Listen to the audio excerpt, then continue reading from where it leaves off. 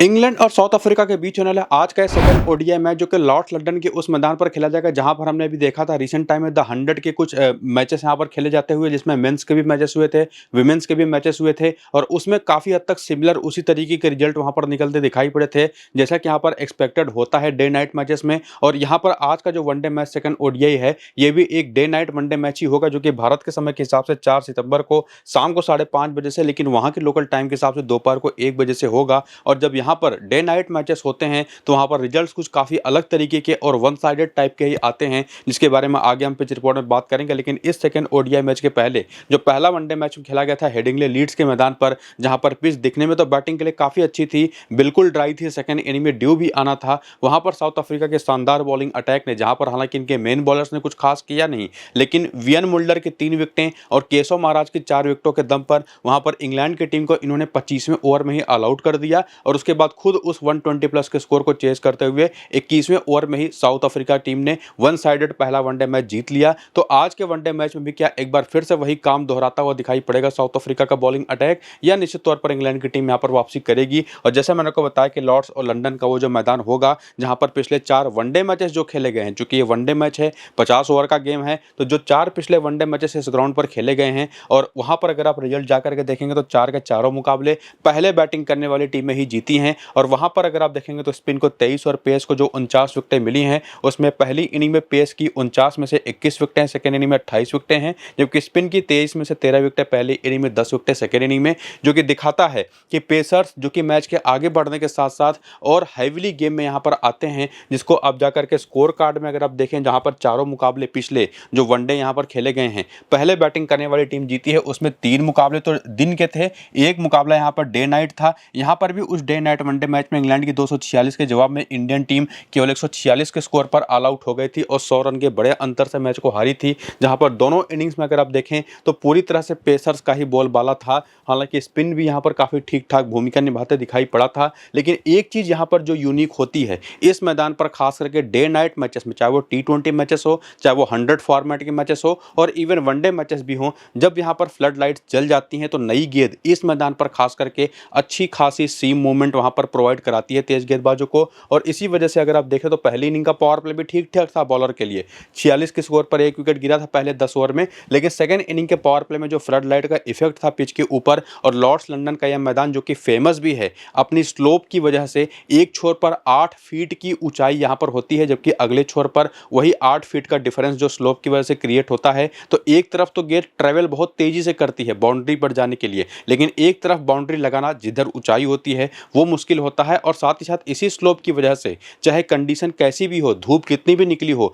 Generally यहां पर pitches batting के लिए काफी अच्छी होती हैं, लेकिन जो वो स्लोप होता है ना, वो एक छोर से तेज गेंदबाजों को इन स्विंग तो अगले छोर से यानी कि सामने वाले छोर से वहां पर तेज गेंदबाजों को आउट स्विंग नेचुरली प्रोवाइड करवाता है उस स्लोप की वजह से। और उसमें भी एक जब फ्लड लाइट्स जल जाती हैं सेकंड इनिंग में तो पावर प्ले का फेज काफी मुश्किल हो जाता है बल्लेबाजों के लिए। और यहां पर देखेंगे तो 28 के ऊपर 2 विकेटें गिर भी गई थी। हालांकि बाकी और भी जो 3 वनडे मैचेस यहां पर खेले गए हैं वो डे मैचेस थे, उसका भी पावर प्ले अगर आप देखेंगे तो वो बैटिंग करने वाली टीमों के लिए काफी अच्छा रहा है, 1-2 निश्चित तौर पर पावर प्ले को छोड़ करके। बाकी स्कोरिंग पैटर्न अगर आप देखें तो यहाँ पर 247 का स्कोर काफी बड़े अंतर से डिफेंड हुआ, यहाँ पर तो 246 का स्कोर डिफेंड हुआ ही था, यहाँ पर 311 का स्कोर 100 रन से डिफेंड हुआ है और यहाँ पर 312 का स्कोर ऑलमोस्ट 200 रनों के अंतर से यानी कि अब 180 के आसपास रनों के अंतर से डिफेंड हुआ है, और वो भी ऑस्ट्रेलिया के खिलाफ, इंडिया के खिलाफ, पाकिस्तान जैसी बैटिंग अटैक के खिलाफ। तो साफ साफ आप देख सकते हैं कि ना सिर्फ चारों मुकाबले पहले बैटिंग करने वाली टीमों ने पिछले चारों मुकाबले जीते हैं, बल्कि बहुत बड़े बड़े डिफरेंसेस से जीते हैं।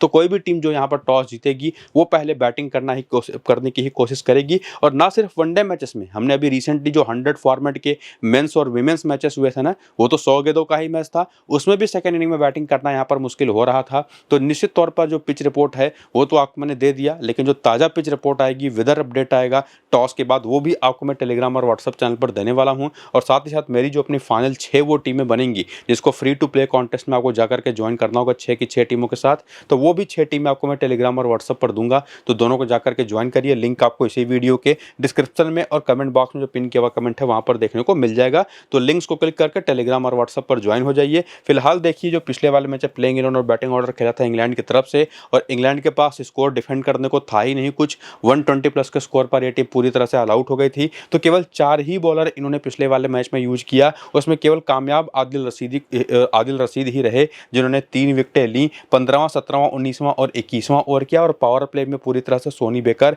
जोफ्रा आर्चर और ब्रैडन कार्स, जैसा कि एक्सपेक्टेड भी था, वही तीनों आपको बॉल करते दिखाई पड़े। और आज के मैच में अगर 50 ओवर की पूरी बॉलिंग इनको मिलती है तो ये तीनों आपको डेथ में भी बॉलिंग करते दिखाई पड़ेंगे, प्लस आदिल रशीद के साथ। लेकिन इन चारों के अलावा 5वें बॉलर के तौर पर इनके पास जेकब बीथल है, विल जैक्स हैं और साथ ही साथ जो रूट हैं। तो इन तीनों का रोल भी आज के इस मैच में काफ़ी इंपॉर्टेंट होने वाला है। भले बल्ले से अगर आप देखें तो ये दोनों बहुत नीचे आते हैं, जो रूट तो निश्चित तौर पर ऊपर आते ही हैं, लेकिन बॉलिंग से भी इनका रोल कुछ ना कुछ जरूर होने वाला है। तो 5वें बॉलर के तौर पर इनके पास पार्ट टाइमर्स हैं, वो निश्चित तौर पर बड़े जरूरी आज के इस मैच में होने वाले हैं। बाकी इन सभी प्लेयरों का करियर अगर आप देखना चाहें तो वो भी देख सकते हैं। वनडे क्रिकेट में कितने मैचेस खेले, कितने रन बनाए, क्या बैटिंग एवरेज रहा, और उसमें भी पहली इनिंग में क्या इन्होंने छाप छोड़ी, सेकेंड इनिंग में क्या करके दिखाया। जैसे फॉर एग्जांपल अगर आप बेन डकेट को देखेंगे तो 25 मैचों का जो वनडे करियर था, 67 का एवरेज है पहली इनिंग की बैटिंग में, 24 का एवरेज है सेकेंड इनिंग की बैटिंग में, जो कि निश्चित तौर पर बहुत बड़ा डिफरेंस दिखाता है कि किस तरह से अपने पहली इनिंग की बैटिंग के दौरान अपने अभी तक के वनडे करियर में पूरी तरह से डोमिनेट करते दिखाई पड़े, लेकिन सेकेंड इनिंग में वो डोमिनेशन है नहीं। सिमिलरली जेमी स्मिथ का देखेंगे तो ये सेकेंड इनिंग में ज़्यादा बेहतर करते हैं, और वहीं पर बाकी बैटर्स को देखेंगे तो हैरी ब्रूक दोनों इनिंग्स में अच्छा करते हैं,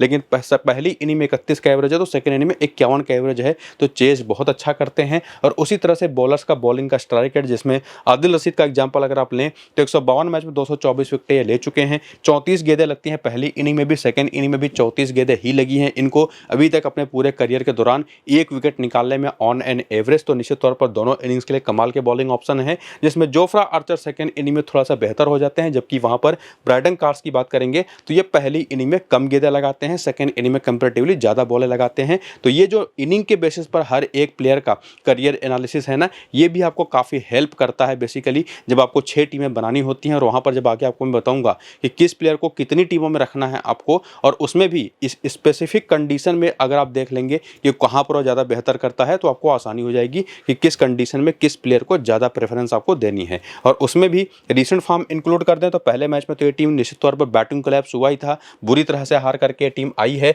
जहां पर केवल जेमी स्मिथ ने एक 54 रन की ठीक ठाक पारी खेली। बाकी देखेंगे तो 5 रन बनाए बेन डकेट ने, जो कि उसके पहले भी अगर आप देखें ना तो लंबे समय से आउट ऑफ फॉर्म है।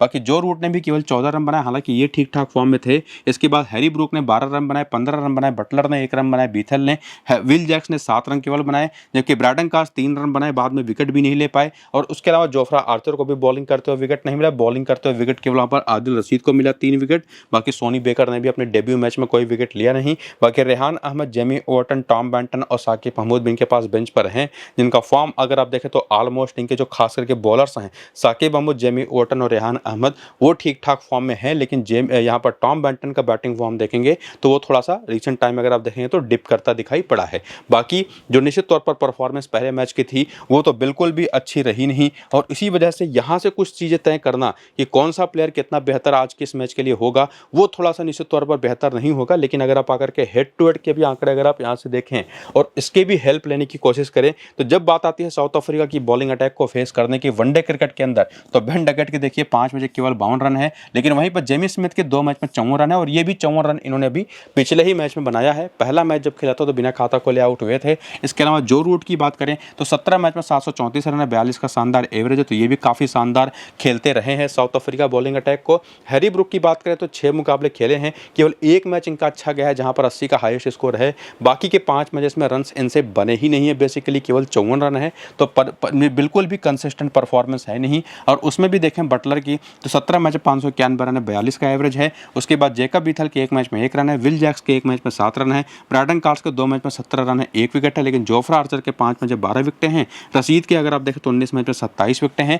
बाकी भी कोई प्लेयर जो आपको दिखाई पड़ रहा है ना हेड टू हेड मैचेस खेलते हुए कुछ खास कमाल कर नहीं पाए हैं। तो ये कुल प्रॉपर 5 ही ऑप्शन हैं जो परफॉर्म करते रहे हैं जब भी खेलते हैं इंग्लैंड के खिलाफ। तो ये 5 ऐसे ऑप्शन हेड टू हेड के आंकड़ों के बेसिस पर भी ऐसे बन जाते हैं कि जो कि निश्चित तौर पर आपकी लगभग हर टीम में जो भी 6 टीम आप बनाएंगे उसमें से कम 4 से 5 टीमों में ये सारे 5 प्लेयर आपके होने चाहिए। बाकी 1 या 2 टीम जो बचती है जिसमें इन 5 को आप नहीं लेंगे ना, किसी 1 या 2 टीम में, वहां पर आप रोटेट करके किसी टीम में बेन डकेट को निश्चित तौर पर 2 से 3 टीमों में तो कम से कम जगह दे ही सकते हैं। ठीक उसी तरह से सिमिलरली 2 से 3 टीमों में हैरी ब्रूक को, और उसी तरह से जो कि आपको मैंने ये भी बताया था ना कि ये टीम 4 प्रॉपर बॉलिंग ऑप्शन के साथ जाती है तो निश्चित तौर पर जो 5वें बॉलिंग ऑप्शन इनके होंगे विल जैक्स हो गए, जेकब बीथल हो गए और जो रूट हो गए। तो जो रूट को लेकर के तो कोई प्रॉब्लम है भी नहीं, लेकिन सबसे बेस्ट ऑप्शन को इनका 5वां बॉलिंग ऑप्शन जो होगा, जो कि ऑलराउंडर का रोल प्ले करेगा, वो निश्चित तौर पर जेकब बीथल होंगे। इनको भी 2 से 3 टीमों में आपको रोटेट करके लेकर के आना है। बाकी चाहे